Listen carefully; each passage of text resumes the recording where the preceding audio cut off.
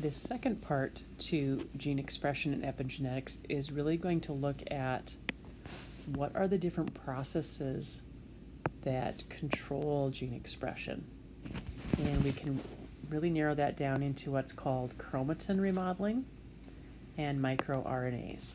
So those are the two we're going to be looking at. We're also going to look at how what's called alternate splicing allows for a variety of proteins to be made as well. So chromatin remodeling is basically, if you think of an on-off switch, it's how do we turn on or turn off the genes, the gene expression of a protein on the DNA. So how do we turn it on? So kind of turn the DNA on so that gene can be transcribed and translated. How do we turn it off so that DNA can't be transcribed? So this switch basically affects whether or not transcription takes place. And it really looks at the interaction of histone proteins along with other chemical groups. So we'll give you a few examples of what can happen there. The microRNAs are more of a dimmer switch. What they do is they try to prevent translation, okay, by binding to the 3' end of the messenger RNA. So we'll talk about both of these processes of control of gene expression. So first of all, chromatin remodeling. Histone play a big role in gene expression. Histones are those proteins that DNA is wrapped around. DNA isn't just all by itself, it's wrapped around these histone proteins, and as they coil up more and more and more, then that's what makes up your chromosomes. But what histones do is they expose DNA when it is to be transcribed. They shield it when it needs to be silenced. In other words, not transcribed. So that's where the on-off switch comes. There's 3 types of molecules that can bind to the histone groups: acetyl groups, methyl groups, and then probably less common, phosphate groups. The first 2 are probably the main ones. So how do we either turn on or turn off transcription? Well, if we add an acetyl group, that can turn transcription on. If we add a phosphate, that can turn transcription on. Or if we remove a methyl group, that can turn transcription on.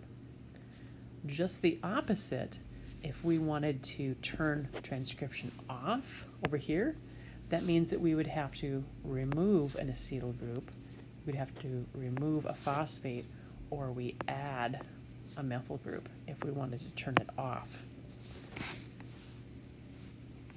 So another way of looking at it then, for transcription to proceed, in other words, turned on, you either add an acetyl group, you add a phosphate group, or you remove a methyl group.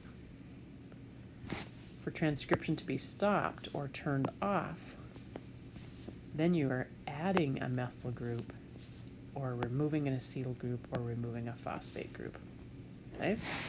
So those 3 groups, molecules, are really what are interacting.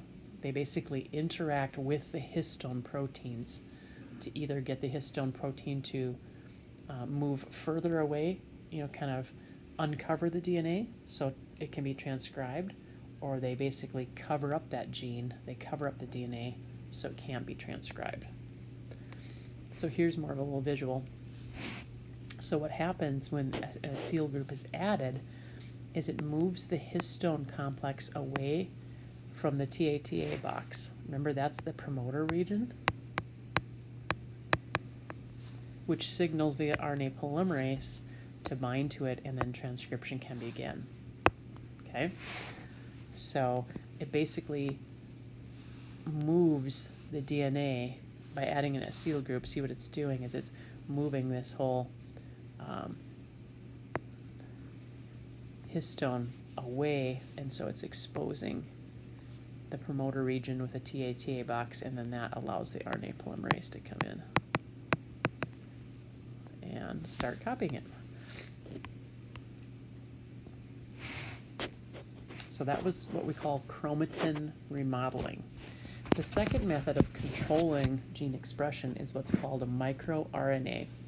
Now, these are what are known as non-coding RNAs. The only coding RNA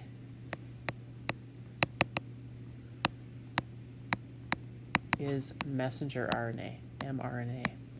Remember, it has the code. It copies the code from DNA that can then be used during transcription, that can then be used during translation to help make a protein. So that's the only thing we mean by a coding RNA. Transfer RNA, ribosomal RNA, these microRNAs, those are all non-coding RNAs. And there's about 1,000 different ones, okay? What happens, how they work, is when a microRNA binds to a target messenger RNA, it prevents translation. Think about that. If the messenger RNA is covered up, that means transfer RNA cannot bring the amino acids and match its anticodon with a codon on messenger RNA. It cannot bring those amino acids and start, binding them together to form a protein if the messenger RNA is already covered up by this microRNA. And so they just come along, these little bits. Here's your messenger RNA right here, and then they just start binding to it, and then it just kind of covers it up so it can't be translated.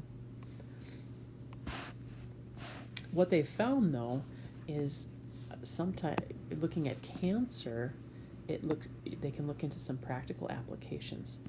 Certain microRNAs are more or less abundant in cancer cells than in healthy ones. So they can use something called RNA interference. What they can do is they can use these small double-stranded RNA molecules, they can put them into selected cells and block gene expression. They can kind of insert them into certain regions so that the cancer is disrupted, the cancer from being replicated and being passed on to the next cells is kind of disrupted. So microRNAs are another method. The last little thing, and again, it doesn't change the actual DNA sequence, but it can change the order of those exons and to give us some more variety. We have about 20,000, a little more than that, genes, but it encodes over 100,000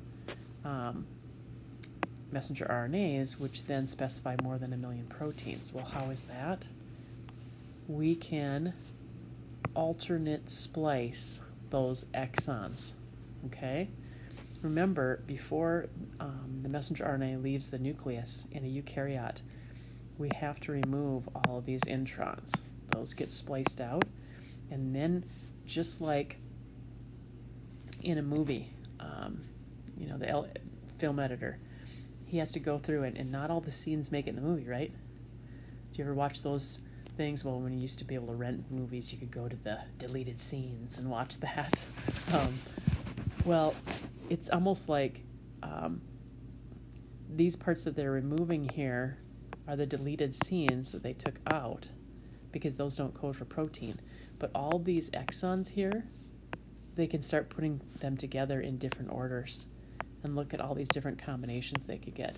It's almost like when they shoot the scenes then that are left, if we started putting them in a different order, it would probably make the storyline go just a little bit different in the movie, wouldn't it?